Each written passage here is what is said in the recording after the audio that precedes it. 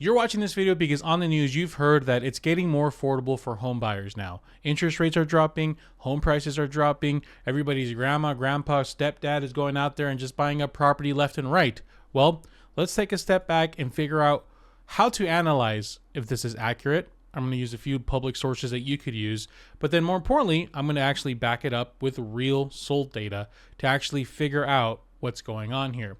So first and foremost, I need you to understand one very simple thing. The two main factors that determine housing affordability, quite simply, are house prices and mortgage rates. That's really the only thing that you should keep an eye on when it comes to time to affordability. Now, a lot of you guys like to watch these videos that talk about the entire national, that's the USA. If you don't know what that drawing is, that's let me do a better job. And like that.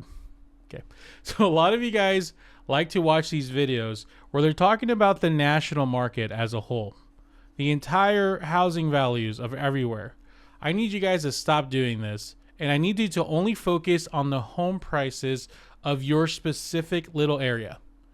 And if you could even fine tune this to the neighborhood or the city or the zip code that you're looking in, even better. I don't need you to be data nerds and completely know the exact breakdown of what's going on, but just having as simple as a monthly safe search on whatever your home search platform of choice is good enough. Okay, I don't need you being focused in on the entire national average because that's just not helpful. When it comes to mortgage rates, you don't also have to be a mortgage lender. Just using a simple site like mortgagenewsdaily.com or whatever website you want to use, just to keep an eye on where things are, will help you immensely. So let's first address the mortgage rate situation. If we go on Mortgage News Daily, we click up here, you're going to see a bunch of numbers here. A 30-year fixed is talking about conventional mortgages, and the FHA, which a lot of first-time home buyers use, that's where we're talking about it. And yes, we can see here that FHA is in fact going down, and it is dropping. Now, of course, if you look at it in a 1-year term, you can get a much better idea of what's going on with the rates, right? But overall, you can get a good idea that yes, it looks like FHA loans are dropping. And if we're looking at the 30-year fixed rate, which is talking more in terms of conventional loans and whatnot, yes, they are in fact dropping. So how does this affect your actual monthly payment? In this case, I'm going to use my friend Kyle Seagrave's Win the House You Love's calculator. It's available on his website. I'm not sure how much he charges, but I know I have a discount code somewhere in the description if you want it. And let's just do two options here. Let's just say that we're buying, let's pick a random city. Let's pick an average Avondale, Arizona, just a local city near me that I live nearby it, $410,000. So let's just pick up 410. Okay, let's adjust to Arizona. Number one, number two, FHA. Let's make one interest rate 5.75. And let's make one 7% because that's literally where we were just like a month ago or even 2 months ago. If we look at the difference of the monthly payment, we can see everything is the same, but the drastic difference here is that interest is a lot higher when it was 7, obviously. So it's about a difference of about $334. With at 7%, you're paying $32.24, and at 5.75, you're paying $28.90. Using the bank rate calculator, we can see a better idea of the amortization. At 7% interest for a $410,000 house, you're paying a total of about $935,000 of interest. By going down to 5.75, you're now paying about $508,000 of interest. So we can see the massive difference that the interest rate does. So just keeping an eye on things and keeping an eye on the interest rate, we can see that yes, it seems like it's getting more affordable. So now let's talk about the second elephant in the room, house prices. This is a little dangerous because you actually, to get real data, you need to have access to the MLS, and to have access to the MLS, you need to have a real estate license, or basically a hired real estate agent. Now, especially with the new changes happening in Arizona, we already started as of 4 days ago, but everywhere else, I think it's August 17th, you're going to have to probably hire a realtor officially by some kind of signed agreement if you want them to do stuff for you. So just know you probably will have to have that conversation with the real estate agent. But either way, let me just kind of give you an example of how I am viewing things. Once again, I'm going to pick just Avondale, Arizona, because this is an area that's near me that is just a nice, easy number, right? It's $410,000. According to what we saw on Zillow, we can see that it's up over 4% over the last year. And this chart they have, which is really loosey-goosey in my opinion, we can see that it's just been going up. Average sales price has just steadily been going up for the past year, and life is good, or so we think. If we pass the consumer side of things and we go deeper into, let's say, a Cromford report, which is my local markets like data analysis center, we can go in there and we can get a better idea of like what's going on. So this is the monthly average sales price measured weekly, specifically Avondale. We can see here there is a downward trend, but if we add in 2023, we can see we're not at a record low. As a matter of fact, we're about the same as we were in 2023. So the fact that we're up 4%, as Zillow is claiming, doesn't appear to be as accurate. If we keep adding more, like we can see in 2022, right about this time, we were exactly the same price as well. And it's not until like 2021 and 2020 where we see the massive price gap. So it's like, okay, why is it that people are saying it's cheaper then? Well, to take this even further, not looking at any kind of data set, instead just using common sense, let's actually do something. Let's pull up the actual MLS, see if we can find just a general house, and see how much it costs to buy a house in that specific area. And then look up a year ago and see how much it would cost to buy that same type of house. Now, once again, I understand you probably can't do this on your end.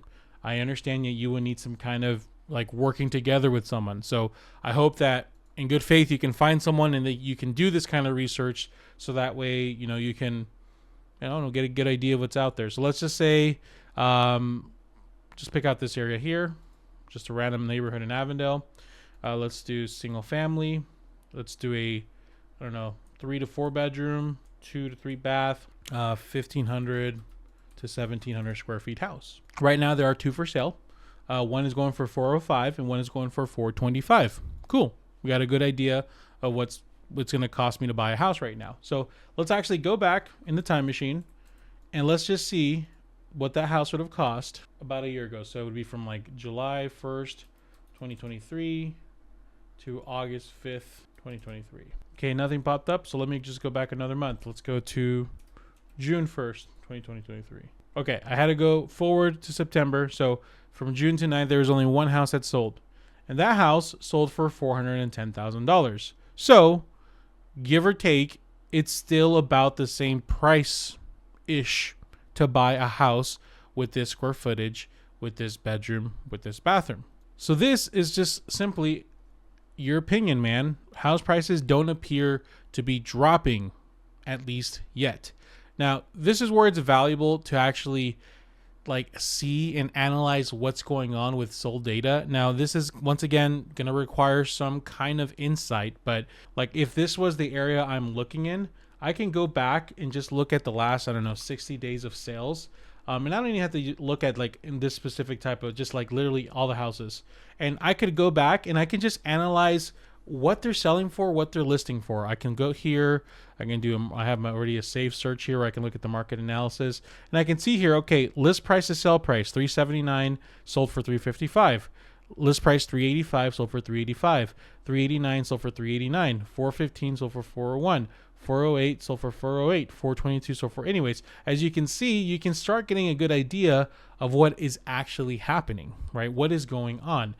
We can see here the seller concessions are massive. We're getting a lot of closing costs. This person gave 4.37% of the price of 458. That person got almost $20,000. Is that right? Yeah, well, sounds about right. About $20,000 of concessions. So when people are saying the prices are dropping, they're not specifically saying on a chart you're going to see prices going down, but instead is they're able to negotiate maybe $10 to $20,000 off the price, but they're also getting a massive concessions amount. If everybody wasn't asking for concessions, I think we would see massive price deductions. But because buyers are using this to get rates cheaper, to buy closing costs, to do interesting things with the closing costs, we are not specifically seeing any massive price deductions that we do see kind of get averaged out by the list price to sell price being exactly the same, if that makes sense. So I think the better thing to say is our house is getting more affordable. We're getting there. Prices aren't dropping, but mortgage rates do tend to be dropping right now. And people that are buying are able to leverage the ability that they are a buyer in this market and they're more valued and they can get more closing costs, or they can maybe find a situation where they can negotiate the price off and try to get something in their power, right? Now, of course, I'll say, is it a good time to invest in real estate? it's not an easy time to invest in real estate. It's not as easy as it was back in the day where anybody with daddy's wallet can go and just fix and flip a few houses and make a ton of money. It's going to take a lot more patience, a lot more time, but the people that are buying have a lot more value right now because sellers are a little bit more desperate for the time being. My concern is if rates do continue to drop, more people enter the marketplace, any price reductions that we were supposed to see are now going to be canceled out. So I like that rates are dropping. It's empowering buyers to go out there and try to get something done. But if they drop too much, we might see a new flood of buyers enter the market, and hopefully we don't see it, but we might see some price surges. So is it getting more affordable?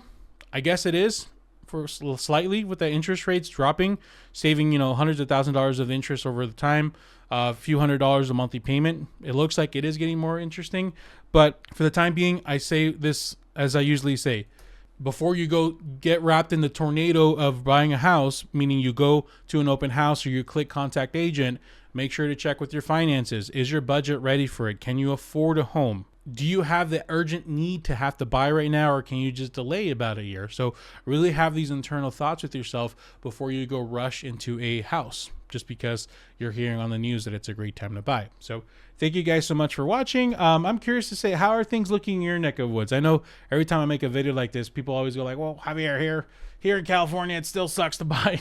Dude, I'm sorry. I don't know how many times I have to apologize for Californians. Like, I'm sorry you're going through that. If you're looking for a real estate agent in the Phoenix, Arizona area, looking to buy or sell, my website's javiervidana.com. Go ahead and check me out. Check out my Zillow profile. Schedule an appointment to reach out to me, or just send me an email here. No problem, whatever you want to do. If you're looking for any kind of home buyer digital resources, $5 gets you all my resource suite. If you do check it out, please give me a review. I appreciate it. And of course, if you're looking for referral anywhere in the country, homeandmoney.com/Javier. Check it out. Put your information in. Tell me what you're looking to buy, and you'll get connected with a great agent anywhere in the country. Thank you guys so much. Take care. Kisses.